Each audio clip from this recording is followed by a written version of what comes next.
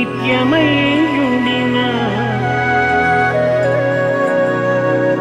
ఉడమి తల్లి ఎంత పులకరి విశ్వశాంతినిచ్చు వివిధ సౌఖ్యం గచ్చు వినుడు భారతీయ వీరసుతుడ వినుడు.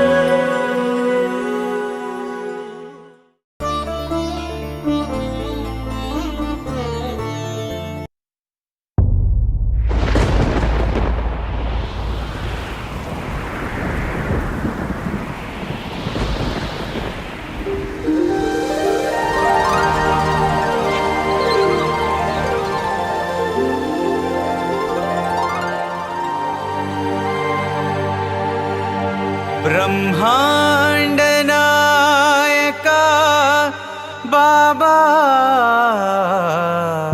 परतीपुरीश्वर बाबा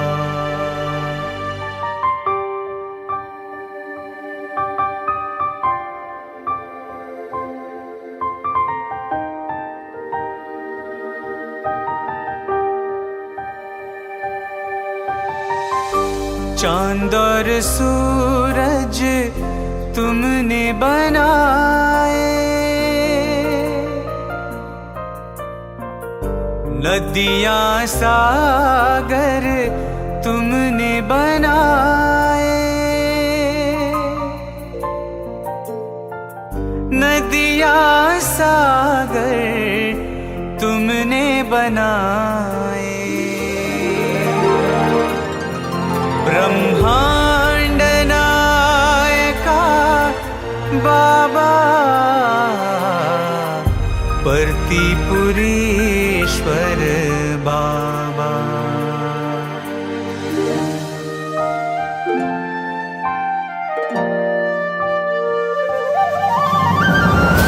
अयोध्या नगरी तुमने बनाई, द्वारका नगरी तुमने बसाई,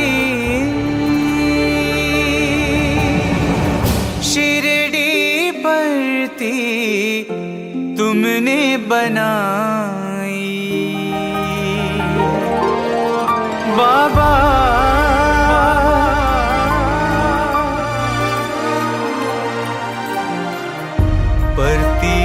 परतीपुरीश्वर बाबा ब्रह्मांड नायका बाबा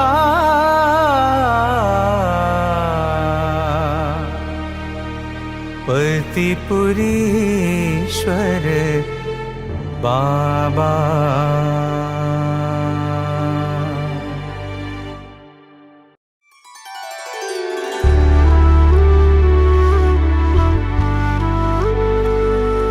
भगवान श्री सत्यसाई बाबांकर विश्वविद्यालय छात्र मानक द्वारा अनेक नाटक तांको सम्मुखरे अभिनीत होता है, जहाँ माध्यम रे सारा पृथ्वी को मूल्यबोध प्रसारित होता है। सेई नाटक गुड़िक मध्यरु किछि अंश जहाँ आम जीवन को अनुप्राणित करे ताहा आमे देखिबा।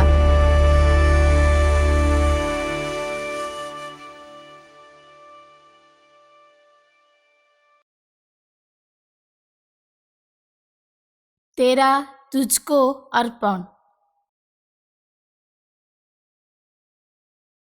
आम पाखे थिबा प्रतिभा भगवान ठारू मिलिथिबा एक उपहार, जहाँ तांकु अर्पण करिबा। थरे महान सम्राट अकबर व्यस्त विव्रत होई तांकर राजदरबार रे पदचारण करुथिले। समग्र राज्यर बोझ तांकु कष्ट दउथाए। से निज भितर थिबा शांति को हराई बसिथांती। सेतिपाई से तार प्रतिकार स्वरूप अशांत मन को शांत करिबा पाई तांको राजदरबार प्रतिभावान संगीतज्ञ तानसेन को डकाइले।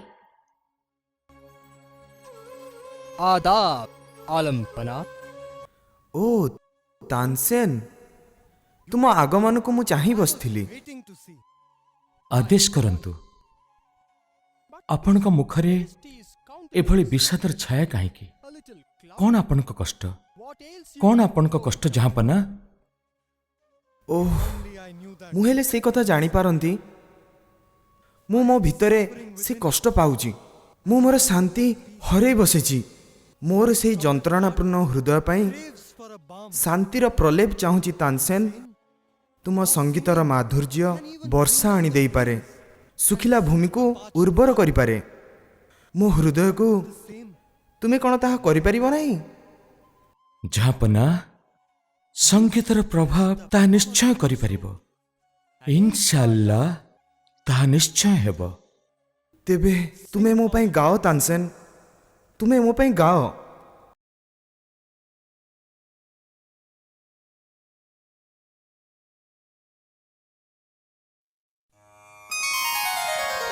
Nadir dir tum ta na na nadir dir tum ta na na jhum ta na na nadir dir tum ta na na nadir dir tum ta na na jhum ta na na nadir dir tum ta na dir tum ta jhum ta tere gide nadir dir tum ta na na nadir dir tum ta na na jhum ta na na nadir dir tum tam da tere gide da jhum sa ma ga pa ma dha pa tam da tere gide da jhum ga ma re ni sa dha pa tam da tere gide da jhum sa ma ga pa ma dha pa tam da tere gide da jhum ga ma re ni sa dha pa barso re barso bagiyan mein more barso re barso badar barso re rin ta jhin barso re aaj badarwa barso re aaj badarwa barso re sa ma ma ga ma ni da ni sa ni pa ma pa ga ma ni da ni sa re pa ma ma ni da ni sa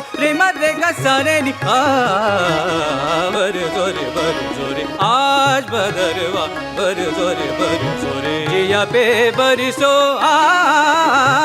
jiya pe barso re jiya pe barso re barso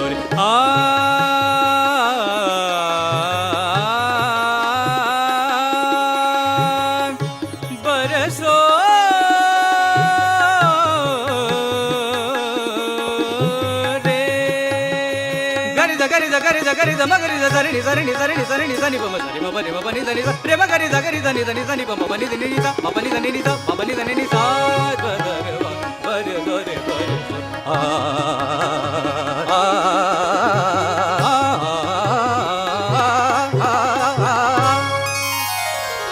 nadir dir tum ta na na nadir dir tum ta na na jhum ta na na nadir dir tum nadir dir tum ta na na nadir dir tum ta na na jhum ta na na nadir dir tum ta na dir tum ta jhum ta tere gide nadir dir tum ta na na tum ta dum tere gide nadir dir tum ta na na tum ta dum tere gide nadir dir tum ta na na tum nadir dir tum ta na na tum nadir dir tum ta na na tum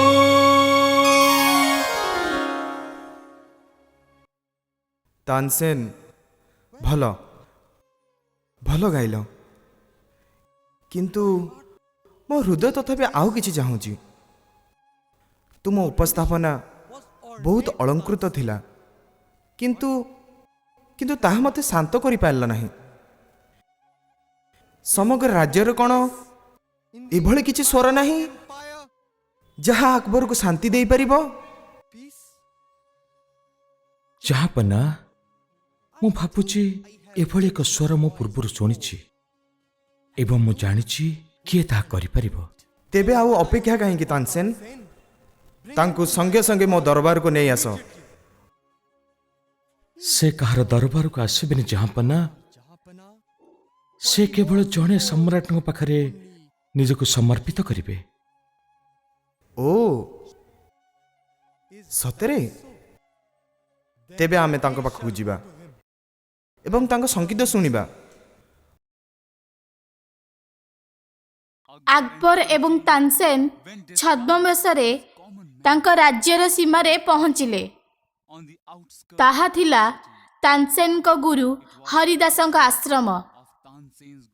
ଯେଉଁ ସଙ୍ଗୀତଜ୍ଞଙ୍କ କଥା ତାନସେନ ଆକବରଙ୍କୁ କହୁଥିଲେ, ସେ ଥିଲେ ଯୁବାବସ୍ଥାର ଏକ ବାଳକ ତାଙ୍କ ନାଁ ଥିଲା ବୈଜୁ।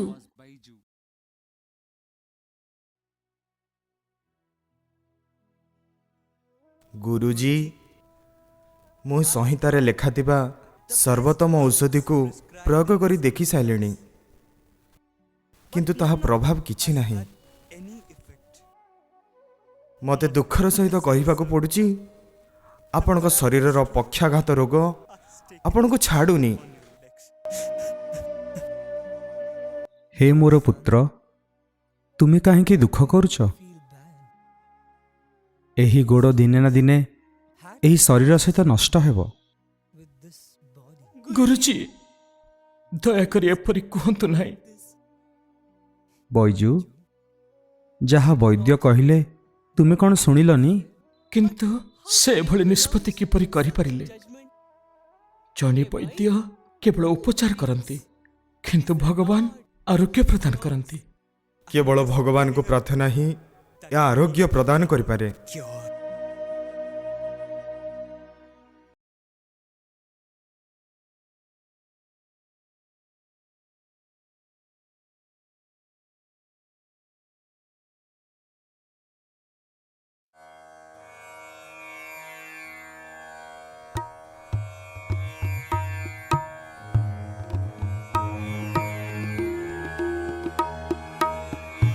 मन तड़पत हरि दर्शन को आज, मन तड़पत हरि दर्शन को आज, मोरे तुम बिन बिगड़े सकल काज।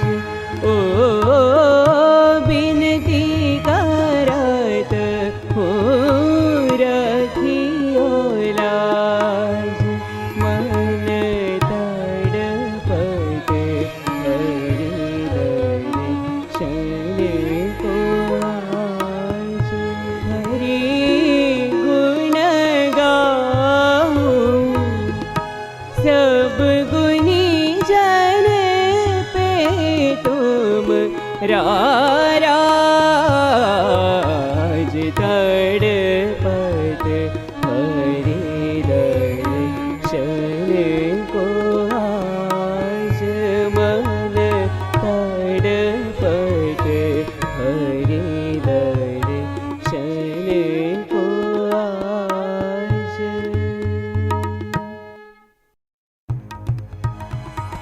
मुरली मनोहर मोहन गिरिधर हरि ओम। मुरली मनोहर आसन तोड़ो, दुख बंचन मेरे साथ न छोड़ो, मुझे दर्शन भिक्षा दीजो, मुझे दर्शन भिक्षा दीजो, दीजो आज। मुरली मनोहर मोहन गिरिधर हरि ओम। मुरली मनोहर मोहन गिरिधर हरि ओम। हरि मुरली मनोहर मोहन गिरिधर हरि ओम, हरि ओम, हरि ओम, हरि ओम।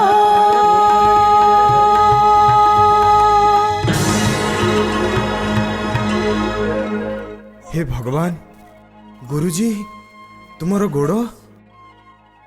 ବୈଜୁ, ମୋ ପୁତ୍ର, ଗୁରୁଜୀ, ଆପଣ ଏବେ ଚାଲିପାରୁଛନ୍ତି? ଆପଣ ଏବେ ଚାଲିପାରୁଛନ୍ତି? ଭଗବାନ ହିଁ ମହାନ। କି ପ୍ରକାର ମୁହୂର୍ତ୍ତକୁ ସେ ବାଛିଥିଲେ ତାଙ୍କ ମହାନତାକୁ ଅନୁଭବ କରିବା ପାଇଁ। ପୂଜ୍ୟ ମହାଶୟ, ମୁଁ ଆକବର, ଏ ରାଜ୍ୟର ଶାସକ। ଏହି ଆଶ୍ରମକୁ ଆପଣଙ୍କୁ ସ୍ୱାଗତ ଜାହାପନା। ଗୁରୁଜୀ, ତାନସେନ, ମୋ ପ୍ରିୟ ଶିଷ୍ୟ। ମହାଶୟ, ମୁଁ ଏଠାକୁ ଆଜି ଆସିଥିଲି ଗୋଟେ ଦୁଶ୍ଚିନ୍ତପୂର୍ଣ୍ଣ ମନ ନେଇ, କିନ୍ତୁ ବୈଜୁର ସଙ୍ଗୀତର ସ୍ୱର ମୋ ହୃଦୟରେ ଏକ ଅପୂର୍ବ ଶାନ୍ତି ଆଣିଦେଇଛି, ଯାହା ମୁଁ ଆଗରୁ କେବେ ହେଲେ ଅନୁଭବ କରିନଥିଲି। ସତରେ ଯଦି ତାହା ଭଗବାନଙ୍କ ହୃଦୟକୁ ତରଳ ଦେଇପାରିଲା, ତାହା ଏଠି କାହିଁ କରିପାରିବାନି? ସେସବୁ ଭଗବାନଙ୍କର କୃପା। ସେଥିରେ ମୋ ସ୍ୱରର କିଛି ବାହାଦୁରୀ ନାହିଁ। ନା ବୈଜୁ, ତୁମ ସଙ୍ଗୀତ ହୃଦୟରୁ ବାହାରେ ଏବଂ ସମସ୍ତଙ୍କ ହୃଦୟକୁ ଛୁଇଁଯାଏ। ତାନସେନଙ୍କ ସଙ୍ଗୀତରେ ଅନେକ କଳା ଚାତୁର୍ଯ୍ୟ ରହିଛି, ତାହା ହିଁ ପ୍ରଭେଦ। ତାହା ହିଁ ଅନ୍ତଃପ୍ରେରଣାର ସ୍ରୋତ ଯାହାପନା। ତାନସେନ ଗାଏ ଆପଣଙ୍କ ପାଇଁ, ମହାନ ସମ୍ରାଟ ଆକବରଙ୍କ ପାଇଁ, କିନ୍ତୁ ବୈଜୁ ଗାଏ ଭଗବାନଙ୍କ ପାଇଁ, ସାରା ବିଶ୍ୱ ବ୍ରହ୍ମାଣ୍ଡର ନାୟକଙ୍କ ପାଇଁ। ଏବଂ ତାହା ହିଁ ଆମ ମଧ୍ୟରେ ପାର୍ଥକ୍ୟ ଯାହାପନା।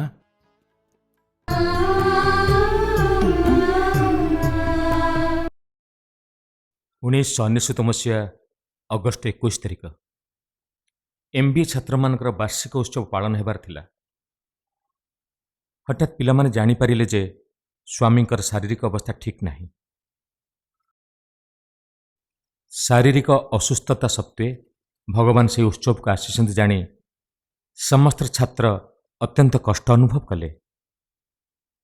ପରେ ପରେ ଭାଇସ୍ ଚାନ୍ସେଲର SP ଗିରି ଭଗବାନଙ୍କୁ ଦିବ୍ୟ ସମ୍ଭାଷଣ ପ୍ରଦାନ କରିବା ପାଇଁ ଅନୁରୋଧ କଲେ,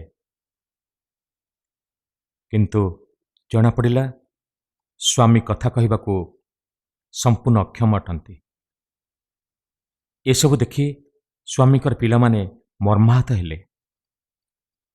ସ୍ୱାମୀ ତାଙ୍କ ପିଲାମାନଙ୍କୁ ଆନନ୍ଦ ଦେବା ପାଇଁ ନିଜକୁ ନିଜେ ସେହିଠାରେ ସୁସ୍ଥ କରି ଦିବ୍ୟ ସମ୍ଭାଷଣ ପ୍ରଦାନ କରିଥିଲେ। ଦିବ୍ୟ ସମ୍ଭାଷଣ ପ୍ରଦାନ ପରେ ସେ ପୁଣି ପୂର୍ବାବସ୍ଥାକୁ ଫେରିଆସିଲେ। ପ୍ରେମ ସ୍ୱରୂପ ଛାତ୍ରମାନେ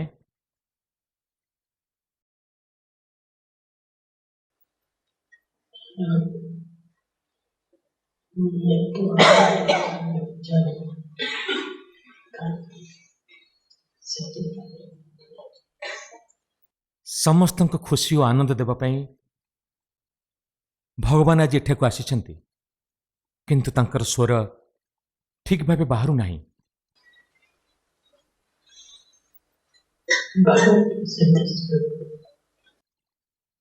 ଶବ୍ଦ ହିଁ ଭଗବାନ।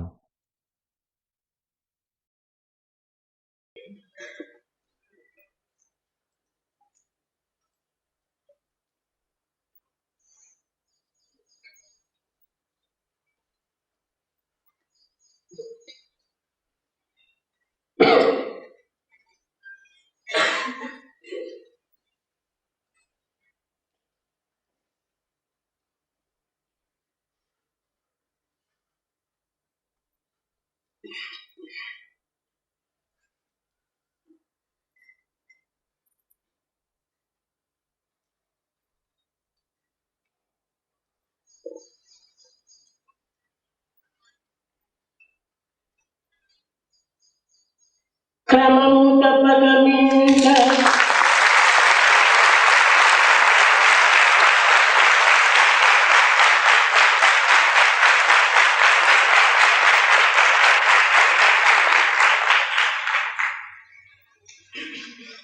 క్రమం తపగమించ ప్రతిదినము భానుడు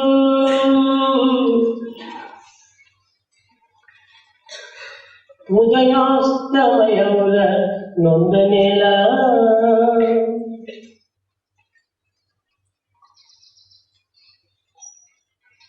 గగనములను కాంతి కాజేయు తారకల్లు పగలు మాత్రము దాగు పగియేల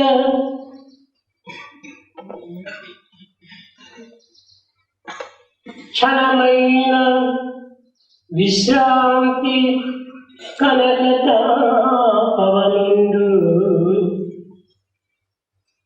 జీవకోటిని ద్రోవ వివదేల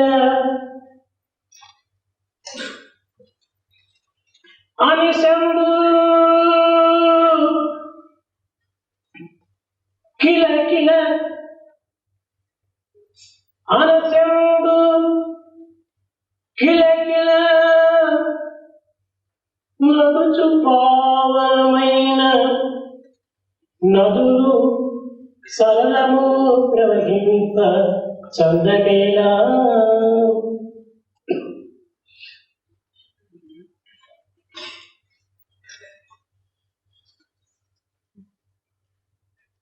ప్రకృతిలో ఎందు చూచిన కళ్ళ ముందు ధన విభవ మత జాతి భేదము లేరా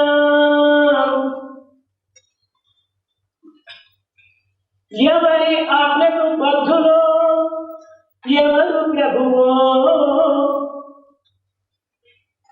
అతని ఆజ్ఞను పాలింప నడచిరండు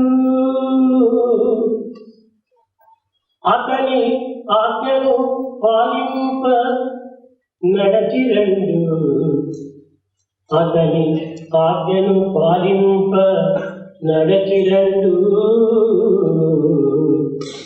అతని ఆజ్ఞను పాలింప నడచిరండు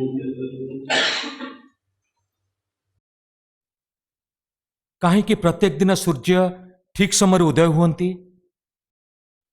ରାତିରେ ତାରାମାନେ କିଭଳି ଦୃଶ୍ୟମାନ ହୁଅନ୍ତି ଓ ଦିନବେଳେ ଲୁଚିଯାଆନ୍ତି? ଏହି ସଂସାରରେ ବାୟୁ କିଭଳି ପ୍ରତି ମୁହୂର୍ତ୍ତରେ ପ୍ରବାହିତ ହୋଇ ସମସ୍ତଙ୍କୁ ଜୀବନ ଶକ୍ତି ପ୍ରଦାନ କରେ? ନଦୀ କିପରି କୁଳୁ କୁଳୁ ନାଦରେ ପ୍ରବାହିତ ହେଉଛି? ଏତେ ସବୁ କାର୍ଯ୍ୟ କିଭଳି ଶୃଙ୍ଖଳିତ ଭାବେ ଘଟି ଚାଲିଛି? କିଭଳି ପ୍ରତ୍ୟେକ ଧର୍ମ ନିଜ ନିଜ ଶୃଙ୍ଖଳା ମଧ୍ୟରେ ରହି ଆଗେଇ ଚାଲିଛନ୍ତି? କାହାର ନିର୍ଦ୍ଦେଶ ଓ ଆଦେଶରେ ଏ ଜଗତର ସମସ୍ତ ଘଟଣା ଘଟି ଚାଲିଛି? ସେହି ପରମେଶ୍ୱରଙ୍କର ଦିବ୍ୟ ବାଣୀକୁ ଅନୁସରଣ କରିବା ପାଇଁ ସମସ୍ତେ ଆଗେଇ ଆସ। ఒక చిన్న ఉదాహరణ మీకు స్వామికి ఉన్నటువంటి అనేక సంబంధ బాధలు ఉంటాయి ఒక నిమిషం ତୁମର ଏବଂ ସ୍ୱାମୀଙ୍କ ମଧ୍ୟରେ ଥିବା ଗଭୀର ସମ୍ପର୍କ ପାଇଁ ସ୍ୱାମୀ ଆଜି ତୁମକୁ ଗୋଟିଏ ଛୋଟ କଥା କହିବା ପାଇଁ ଚାହୁଁଛନ୍ତି। నిన్నటి నుంచి కూడాను ଗତକାଲିଠାରୁ అనిల్ కుమార్ కూడా ఉంటున్నారు ఒక్క పదం కూడా నా నుంచి ଅନିଲ କୁମାର ମଧ୍ୟ ସେଠାରେ ଥିଲେ। ଭଗବାନ କିଛି କଥା କହିପାରୁନଥିଲେ।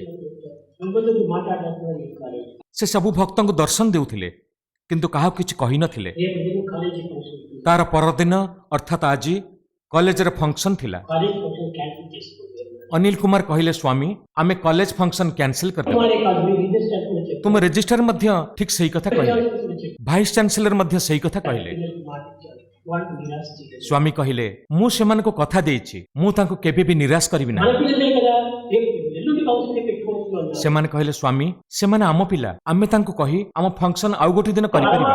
భేదం నాకు లేదు నాకు అందరూ రావాలి ଭଗବାନଙ୍କର ଆମର ତାଙ୍କର ଏଇ ଭାବନା ନାହିଁ। అనేటువంటి భయం ఏమిటంటే నాకు ఈ భేదమే ఉండదు ସମସ୍ତେ ତାଙ୍କର, ସେ କେବେ ହେଲେ ପାର୍ଥକ୍ୟ ଦେଖନ୍ତି ନାହିଁ। అలా అనేటువంటిదే లేదు କେହି ତାଙ୍କ ପାଇଁ ଭିନ୍ନ କିମ୍ବା ଅଲଗା ନୁହନ୍ତି। ఎవరికి ఇచ్చిన మాట ఒక్కటే ଯାହା ମୁଁ କଥା ଦେଇଛି ତାହା ହିଁ ହେବ।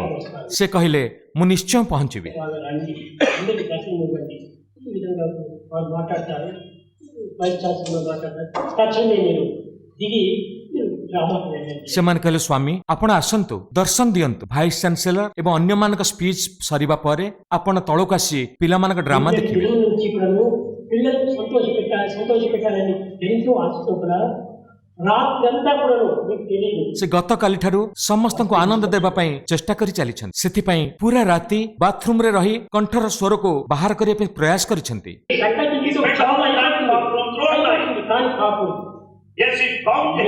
విరుద్ధంగా పోకూడదు ମୁଁ ଯଦି ଚାହିଁବି ସ୍ୱର ସଙ୍ଗେ ସଙ୍ଗେ ବାହାରି ପାରିବ, କିନ୍ତୁ ମୁଁ ତାହା କଲି ନାହିଁ। ଜଣେ ପ୍ରକୃତିର ବିରୁଦ୍ଧାଚରଣ କରିବା ଉଚିତ ନୁହେଁ। అందువల్ల నేను గట్టిగా అరుస్తూ వచ్చాను బాత్రూంలో ଭଗବାନ ବଡ଼ ପାଟିରେ ଶବ୍ଦ ଉଚ୍ଚାରଣ ପାଇଁ ସାରା ରାତି ବାଥରୁମରେ ଚେଷ୍ଟା କରିଛନ୍ତି, ఈ వాయిస్ రావాలి କାରଣ ସେ ତାଙ୍କର ସ୍ୱାଭାବିକ ସ୍ୱରକୁ ଫେରାଇ ଆଣିବାକୁ ଚାହୁଁଥିଲେ, କିନ୍ତୁ ତାହା ହେଲା ନାହିଁ। విరుద్ధంగా పోకూడదు ପ୍ରକୃତିର ନିୟମ ବିରୁଦ୍ଧରେ ଜଣେ ଯିବା ଉଚିତ ନୁହେଁ। కానీ ఈనాడు ఇక్కడ పిల్లలు వచ్చరికి వాళ్ళ భావం చూసి నాకు ఆమె సంకల్పం କେବଳ ପିଲାମାନଙ୍କ ଭାବନା ଓ ପ୍ରାର୍ଥନା ପାଇଁ ସ୍ୱାମୀ ତାଙ୍କ ସ୍ୱରକୁ ଠିକ୍ କରିବାକୁ ଇଚ୍ଛା କଲେ। ఆ స్వార్థాన్ని ఏనాడు కూడా నేను చూడను ଭଗବାନ ତାଙ୍କ ନିଜ ପାଇଁ କେବେ କିଛି ଚିନ୍ତା କରନ୍ତି ନାହିଁ।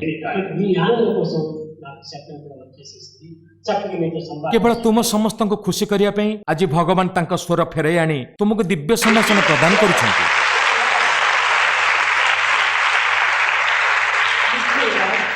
నేచర్కి మాత్రం విరుద్ధం కాదు ଜଣେ ପ୍ରକୃତିର ବିରୁଦ୍ଧରେ ଯିବା ଉଚିତ ନୁହେଁ। ఎందుకంటే నేను చెప్పాను మొట్టమొదటి పద్యం ଭଗବାନ ଏହି କଥା ସମ୍ଭାଷଣ ଆରମ୍ଭରୁ କବିତା ଆକାରରେ କହିସାରିଛନ୍ତି।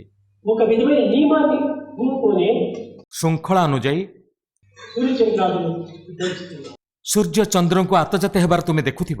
నియమానికి కట్టుబడే ନିୟମ ମଧ୍ୟରେ ବନ୍ଧା ରହି దాని తగిలి రాత్రి పౌరులు జరుగుతుంది. ଦିନ ଏବଂ ରାତି ହେଉଛି। క్షణమైన విశ్రాంతి కలగతా పవనుడు జీవకోటికి ఈ గాలి చూస్తామంటే ఎక్కడ చూసినా గాలి చూస్తూనే ఉంటుంది. ସେହିଭଳି ପବନ ଚତୁର୍ଦିଗରେ ପ୍ରବାହିତ। గాలి కోసం గాలి చూస్తూ లేదు, జీవుడి కోసం గాలి. ପବନ ନିଜ ପାଇଁ ନୁହେଁ, ସମସ୍ତ ଜୀବଜଗତ ପାଇଁ ପ୍ରବାହିତ ହୁଏ। ఎవరు ప్రభువో అతని ఆజ్ఞను పాలించాలంటే ఈ అతని ఆజ్ఞ కోసము ప్రకృతి ସମଗ୍ର ପ୍ରକୃତି ପରମେଶ୍ୱରଙ୍କ ନିୟମକୁ ମାନି ଚାଲନ୍ତି। మనుషులు మాత్రం ప్రకృతి విరుద్ధంగా నడుస్తారు. ଏକମାତ୍ର ମନୁଷ୍ୟ ପ୍ରକୃତିର ବିରୁଦ୍ଧାଚରଣ କରି ଚାଲିଛି। ప్రకృతి కానీ వేరే జంతువులు కానీ ఈ ఇమిటేట్ కానీ భగవంతుని ఆజ్ఞ ఏమాత్రం ఉల్లంఘించుకోవాలి. ପ୍ରକୃତି ଏବଂ ସମସ୍ତ ପ୍ରାଣୀ ଜଗତ ଈଶ୍ୱରଙ୍କ ଆଦେଶକୁ କେବେ ମଧ୍ୟ ଅବମାନନା କରନ୍ତି ନାହିଁ। మాత్రమే భగవంతుని యొక్క నియమాలను ఉల్లంఘించుకుంటున్నాడు. ଏକମାତ୍ର ମନୁଷ୍ୟ ଭଗବାନଙ୍କ ଦ୍ୱାରା ପ୍ରଦତ୍ତ ନିୟମ ଓ ଆଦେଶକୁ ଅବମାନନା କରେ। మానవుడికి అన్ని రకమైన జబ్బులు, అన్ని రకమైన బాధలు, అన్ని రకమైన దుఃఖములు. ସେଥିପାଇଁ ମନୁଷ୍ୟ ବିଭିନ୍ନ ରୋଗ, ଦୁଃଖ, କଷ୍ଟ ଓ ଯନ୍ତ୍ରଣାରେ ଘାଣ୍ଟି ହୁଏ। ఏ క్రిమికీటకాలు కూడా ఈ విధమైన బాధలు లేవు. ଅନ୍ୟ ପ୍ରାଣୀମାନେ ଏଭଳି ରୋଗ ଯନ୍ତ୍ରଣାର ସମ୍ମୁଖୀନ ହୁଅନ୍ତି ନାହିଁ। ప్రకృతి ఏ విధంగా అనుసరిస్తుందో దాన్ని మనం అనుసరించాలి. ଆମେ ପ୍ରକୃତିର ନିୟମକୁ ମାନିବା ଉଚିତ। దాని విరుద్ధమైన మార్గాన్ని పూనుకోవడం చేతనే మనం అనేక కష్టాలకు గురి అవుతాం. ଯେହେତୁ ଆମେ ପ୍ରକୃତି ନିୟମକୁ ବିରୁଦ୍ଧାଚରଣ କରୁଛୁ, ତେଣୁ ଆମେ ସମସ୍ତ ପ୍ରକାର ଅସୁବିଧାର ସମ୍ମୁଖୀନ ହେଉଛୁ। ఈ సెన్సెస్ ఏ విధంగా ఉపయోగం ଆମର ସବୁ ଇନ୍ଦ୍ରିୟ ରହିଛି, ଆମେ ତାକୁ କେଉଁ ଦିଗରେ ବ୍ୟବହାର କରିବା ଉଚିତ? ఈ సెన్సెస్ సక్రమైన రీతిలో ఉపయోగం ତୁମେ ତୁମର ଇନ୍ଦ୍ରିୟ ସବୁକୁ ଉଚିତ ମାର୍ଗରେ ପରିଚାଳିତ କରିବା ଉଚିତ। చేతనే ఈనాటి మానవుడు పూర్తి అధోగతి పాలైపోయాడు. ଆମେ ଆମ ଇନ୍ଦ୍ରିୟର ଅପବ୍ୟବହାର କରି ନିଜକୁ ନଷ୍ଟ କରି ଚାଲିଛେ। కనుక మనము ప్రకృతి విరుద్ధంగా మనం నడుచుకుంటాం. ଆମେ କେବେ ହେଲେ ପ୍ରକୃତିର ବିରୁଦ୍ଧରେ ଯିବା ନାହିଁ। ప్రకృతి సరైన మార్గంలో ధర్మమైన మార్గంలో ప్రయత్నించాలి. ଆମେ ପ୍ରକୃତିକୁ ଠିକ ମାର୍ଗରେ ବ୍ୟବହାର କରି ଆନନ୍ଦ ଉପଭୋଗ କରିବା ଉଚିତ। ପ୍ରକୃତି ହିଁ ଶ୍ରେଷ୍ଠ ଶିକ୍ଷକ, అది సరైన టీచర్. ସେ ହିଁ ପ୍ରକୃତ ଶିକ୍ଷକ। కనుక ఆ నేచర్ మనం అనుసరించినప్పుడు దైవచింతన ଆମେ ପ୍ରକୃତିକୁ ଅନୁସରଣ କରି ଭଗବାନଙ୍କୁ ସ୍ମରଣ କରିବା ଉଚିତ। అప్పుడే జీవితంలో శాంతి, సంతోష, సౌభాగ్యంతో వర్ధిల్లుతాం. ତେବେ ଯାଇ ଜୀବନରେ ଆମେ ଶାନ୍ତି, ସନ୍ତୋଷ, ସୌଭାଗ୍ୟ ଓ ସୁରକ୍ଷା ଲାଭ କରିପାରିବା। మాట్లాడటానికి వీలు ఉన్నటువంటి వారు ఎంతసేపు మీతో మాట్లాడినారంటే ఇది మీ యొక్క వ్యక్తిగత ఆచరణ. 2 ମିନିଟ୍ କଥା କହିବା ଯେତେବେଳେ ଅସମ୍ଭବ ଥିଲା, ତୁମ ଭଲ ପାଇବା ଓ ଭକ୍ତି ପାଇଁ ଭଗବାନ ଆଜି ଦିବ୍ୟ ସମ୍ଭାଷଣ ଦେଇପାରିଲେ। ఇదంతా కూడా మీ జీవనం కోసం ଏସବୁ କିଛି ତୁମ ଭଲ ପାଇଁ। మీ గుడ్ నేమ్ తెచ్చుకోవాలని ଗୁଡ୍ ନେମ୍ ଅର୍ଜନ କରିବା ଭଗବାନ ଚାହାନ୍ତି, గ్రేట్ నేమ్ ప్రకటించలేదు. ଗ୍ରେଟ୍ ନେମ୍ ଅର୍ଜନ କରିବା ଭଗବାନ ଚାହାନ୍ତି ନାହିଁ। గ్రేట్ నేమ్ అనుకుంటున్నారు.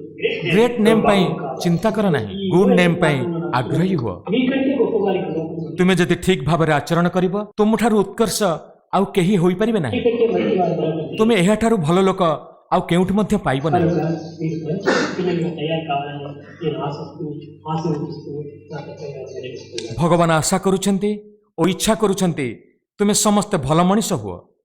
ଏହା କହି ଭଗବାନ ତାଙ୍କର ଦିବ୍ୟ ସମ୍ଭାଷଣ ଏହିଠାରେ ଶେଷ କରୁଛନ୍ତି। రామ